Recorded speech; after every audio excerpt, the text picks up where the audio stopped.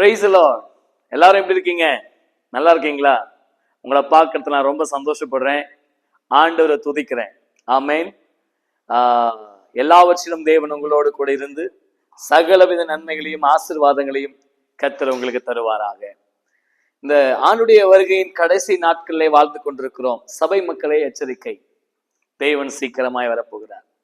ஒரு வசனத்தை எடுத்து உங்களோடு ஆவிக்குரிய காரியத்தை பகிர்ந்து கொள்வதில் நான் மிக்க மகிழ்ச்சி அடைகிறேன். எல்லாரும் எடுத்துக்கொள்வோம். எல்லாரும் பைபிள் எடுத்துக்கங்க.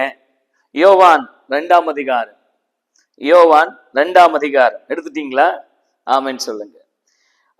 13வது வசனம் முதல் 16வது வசனம் வரைக்கும் அப்படியே நம்ம வாசிக்கும் போது, ஆமென் ஸ்தோத்திரம். பின்பு யூதருடைய பஸ்கா பண்டிகை சமீபமாயிருந்தது. அப்பொழுது இயேசு எருசலேமுக்கு போய் தேவ ஆலயத்திலே ஆடுகள், மாடுகள், புறாக்கள் ஆகிய இவைகளை விற்கிறவர்களையும் காசுக்கா உட்கார்ந்து இருக்கிறதையும் கண்டு கயிறினால் ஒரு சவுக்கை உண்டு பண்ணி அவர்கள் யாவரையும் ஆடு மாடுகளையும் தேவ ஆலயத்துக்கு புறம்பே துரத்துவிட்டு காசுக்காருடைய காசுகளெல்லாம் கொட்டி பலகைகளை கவிழ்த்து போட்டு புறாவுக்கிறவர்களை நோக்கி, இவைகளை இவ்விடத்திலிருந்து எடுத்துக்கொண்டு போங்கள், என் பிதாவின் வீட்டை வியாபார வீடாக்காதிருங்கள் என்றார். இதுல ஒவ்வொரு சம்பவமா பார்ட் 1 பார்ட் 2 அப்படின்னு சொல்லிட்டு ஒவ்வொரு சம்பவமா நான் உங்களோட பேச விரும்புறேன். அதுல முதல் வார்த்தை பின்பு, 13வது வசனம். பின்பு யூதருடைய பண்டிகை சமீபமாய் இருந்தது. இயேசு கிறிஸ்து எருசலேமுக்கு வருவதற்கு முன்பாக இங்க இப்படி ஒரு வார்த்தை எழுதப்பட்டிருக்கிறது, யூதருடைய பண்டிகை சமீபமாய் இருந்தது. தேவனுடைய பிள்ளைகளே, யூதருடைய பண்டிகை என்கிற, ஆமென் ஸ்தோத்திரம், அந்த பஸ்கா பண்டிகை சமீபமாய் இருந்தது. அந்த பஸ்கா என்றால் என்ன? மீட்பு என்று பொருள். யூதருடைய பண்டிகை பஸ்கா யூதர்களுக்கு ஒரு மீட்பின் பண்டிகை. கிறிஸ்தவர்களாகி இருக்கிற உங்களுக்கும் எனக்கும் ஒரு பஸ்கா பண்டிகை வரப்போகிறது. அந்த பஸ்கா பண்டிகையின் மறுபெயர் மீட்பின் பண்டிகை. அந்த பஸ்கா பண்டிகை எப்பொழுது சம்பவிக்கும்? நமக்கு ஆண்டவராக இயேசு கிறிஸ்துவின் வருகை இருக்கும்போது அது சம்பவிக்கும். எனக்கு அன்பான தேவனுடைய பிள்ளைகளே, உங்களுக்கும் எனக்கும் ஒரு மீட்பு ஒன்று இருக்கிறது. அது இந்த தியாகத்தை விட்டு, ஆமென் ஸ்தோத்திரம், இந்த உலகத்தை விட்டு, இந்த சரீரத்தை விட்டு தேவனுடைய ராஜ்யத்திற்கு மீட்கப்பட போகிற நாள் சமீபமாக இருக்கிறது. அந்த பஸ்கா பண்டிகைக்கு நீங்களும் நானும் கிறிஸ்துவுக்குள் ஆயத்தமாக வேண்டியது அவசியம். ஆமென் சொல்லுங்களேன். ஸ்தோத்திரம். பாருங்க, அந்த பஸ்கா பண்டிகை எப்படி இருக்கும் தெரியுமா? ஆமென் ஸ்தோத்திரம். மத்தேயு 24ஆம் அதிகாரம் பாருங்க. மத்தேயு 24ஆம் அதிகாரத்துல ரொம்ப அழகா இப்படி ஒரு வார்த்தை இருக்கு. ஆமென் ஸ்தோத்திரம். 24:31வது வசனம். வலுவாய் தொனிக்கும் எக்கால சத்தத்தோட அவர் தமது தூதர்களை அனுப்புவார். அவர்கள் அவரால் தெரிந்து கொள்ளப்பட்டவர்களையும் வானத்தின் ஒரு முனை முதற்கொண்டு மறுமுனை மட்டும் 4 திசைகளும் இருந்து கூட்டி சேர்ப்பார். ஒரு நம்ம எல்லாம் சேர்த்து கொள்ளுகிற தேவனுடைய வருகை சமீபமாய் இருக்கிறது.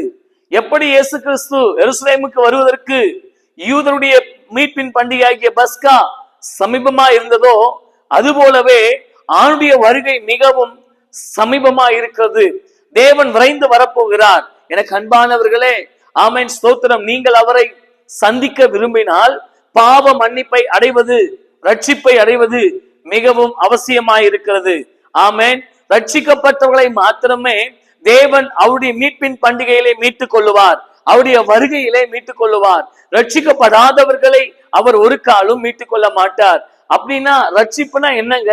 ரட்சிப்புனா என்னன்னு புரிஞ்சுக்கிறது. அவர் வரும்போது, இயேசு கிறிஸ்து வரும்போது, அந்த பஸ்கா பண்டிகையிலே, ஆமென், அந்த மீட்பின் பண்டிகையிலே என்னை மீட்டுக் கொள்ள வேண்டுமானால் நான் என்ன செய்ய வேண்டும் அப்படின்னு உங்களுக்கு ஒரு சந்தேகம் இருக்கலாம். லூக்கா, ஆமென், 1ஆம் அதிகாரத்துல எல்லாம் எடுத்துக்கங்க. லூக்கா 1ஆம் அதிகாரம் 77வது வசனம் பாருங்க. தமது தேவனுடைய உருக்கமான இரக்கத்தினாலே அவருடைய ஜனத்துக்கு பாவ மன்னிப்பாகிய ரட்சிப்பை தெரியப்படுத்தவும், ஆமென், பாவ மன்னிப்பாகிய ரட்சிப்பை தெரியப்படுத்தவும் அவருக்கு முன்பாக நடந்து போவாய். ரட்சிப்பு என்றால் என்ன தெரியுமா? பாவ மன்னிப்பு. பாவ மன்னிப்பை அடைந்தவர்கள் மாத்திரமே அவருடைய வருகையில் எடுத்துக்கொள்ள முடியும். அதாவது மீட்பின் பண்டிகை என்கிற கிறிஸ்துவின் வருகையிலே எடுத்துக்கொள்ள முடியும். ஆமென். இன்றைக்கு ஆண்டவர் உங்களை பார்த்து கேட்கிறார், தேவனுடைய பிள்ளைகளே, அவருடைய வருகை சமீபமாய் இருக்கிறது, அவர் சீக்கிரமாய் வரப்போகிறார். பாவ மன்னிப்பை நீங்கள் அடைந்து விட்டீர்களா? ஆமென். உங்கள் பாவம் மன்னிக்கப்பட்டது என்கிற உத்தரவாதம் இருக்கிறதா? அல்லது தொடர்ந்து பாவம் செய்து கொண்டிருக்கிறீர்களா? எச்சரிக்கையாயிருங்கள், தேவன் விரைந்து வரப்போகிறார். இவருடைய பஸ்கா பண்டிகைக்கு எப்படி சமீபமா இருக்கும் போது அவர் ஆமென் வந்தாரோ, அதே போல இன்றைக்கு சபையிலே ஸ்தோத்திரம் ஒரு மாற்றத்தை உண்டாக்கும்படி தேவன் வரப்போகிறார். எனவே கர்த்தர் சொல்லுகிறார், அவர் வரும்போது ஆமென் நீங்கள் பாவ மன்னிப்பு அடைந்தவர்களாக, நீங்கள் பரிசுத்தம் உள்ளவர்களாக காணப்பட வேண்டும். பரிசுத்தம் இல்லாமல் ஒருவனும் தேவனை தரிசிக்க முடியாது. பரிசுத்தம் உள்ளவர்கள் மாத்திரமே, பாவ மன்னிப்பை அடைந்தவர்கள் மாத்திரமே தேவனை தரிசிக்க முடியும். எனவே தேவனை தரிசிக்க வேண்டுமானால் ஆமென் ஸ்தோத்திரம் பாவ மன்னிப்பு அடைந்திருக்க வேண்டும். இல்லைங்க, நான் எப்படியோ வாழ்றேன், நான் எப்படியோ போறேன் அப்படின்னா ஆமென் அந்த பண்டிகையிலே உங்களால் கலந்து கொள்ள, அதாவது அந்த வருகையிலே உங்களால் தேவனுடைய ராஜ்யத்தை அடைய முடியாது. ஆமென் சொல்லுங்களேன். ஆண்டவர் இன்னைக்கு திட்டமா உங்களை பார்த்து பேசுறாரு.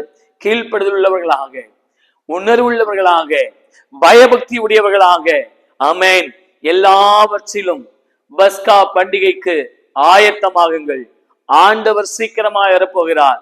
மீட்பின் பண்டிகைக்கு ஆயத்தமாகுங்கள். ஆண்டவராக இயேசு கிறிஸ்து சீக்கிரம் வரப்போகிறார். ஆமென் ஆமென் சொல்லுங்க. வாசிங்க இன்னொரு வசனத்தை. ஆமென் ஸ்தோத்திரம். வெளிப்படுத்தின விசேஷம் ஆமென் 22ஆம் அதிகாரம். ஸ்தோத்திரம். எல்லாம் எடுத்துக்கலாம். வெளிப்படுத்தின விசேஷம் 22ஆம் அதிகாரம் 11வது வசனம். அநியாயம் செய்கிறவன் இன்னும் அநியாயம் செய்யட்டும், அசுத்தமா இருக்கிறவன் இன்னும் அசுத்தமா இருக்கட்டும், நீதி உள்ளவன் இன்னும் நீதியாக இருக்கட்டும், பரிசுத்தம் உள்ளவன் இன்னும் பரிசுத்தமா இருக்கட்டும். இந்த பஸ்கா பண்டிகைக்கு தேவனுடைய வருகைக்கு நீங்கள் ஆயத்தமாக வேண்டுமானால் யாரையும் எதிர்பார்க்காதீங்க. அவன் அப்படி இருக்கான், இவன் இப்படி இருக்கான்னு சொல்லாதீங்க.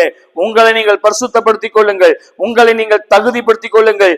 தேவனுடைய வருகை மிகவும் சமீபமாய் இருக்கிறது. ஆமென். 12வது வசனம் பாருங்க. இதோ சீக்கிரமாய் வருகிறேன், அவன் அவனுடைய கிரியைகளின்படி அவன் அவனுக்கு நான் அளிக்கும் பலன் என்னோடு கூட வருகிறது. அவர் வரும்போது அந்த பண்டிகையிலே யாரை கலந்து கொள்ள வேண்டும், யார் கலந்து கொள்ள கூடாது என்கிற ஆமென் அந்த பலனை, அவனுடைய கிரியைகளுக்கு ஏற்ற பலனை அவர் கொண்டு வருவார். பஸ்கா பண்டிகை விரைவில் சம்பவிக்க போகிறது. பஸ்கா பண்டிகை இந்த உலகத்திலே சீக்கிரமாய் சம்பவிக்க போகிறது. எனவே ஆண்டவர் சொல்லுகிறார், பஸ்கா பண்டிகைக்கு பாவ மன்னிப்பாகிய ரட்சிப்பை பெற்றுக் கொள்ளுங்கள். ஆமென். பஸ்கா பண்டிகைக்கு ஆமென் ஒருவரை ஒருவர் பார்த்தல்ல, நீதியையும் பரிசுத்தத்தையும் அடையும்படி நாடுங்கள். ஆமென். பஸ்கா பண்டிகைக்கு அவருடைய வருகைக்காக காத்திருங்கள். அல்லேலூயா.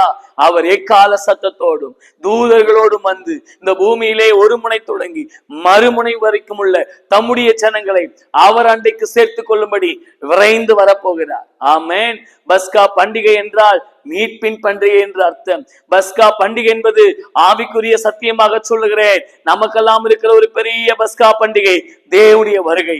அந்த தேவனுடைய வருகைக்கு நாம் எல்லாரும் ஆயத்தமாவோம். கர்த்தர் நம்மை ஆசீர்வதிப்பாராக. ஆமென். Praise the Lord.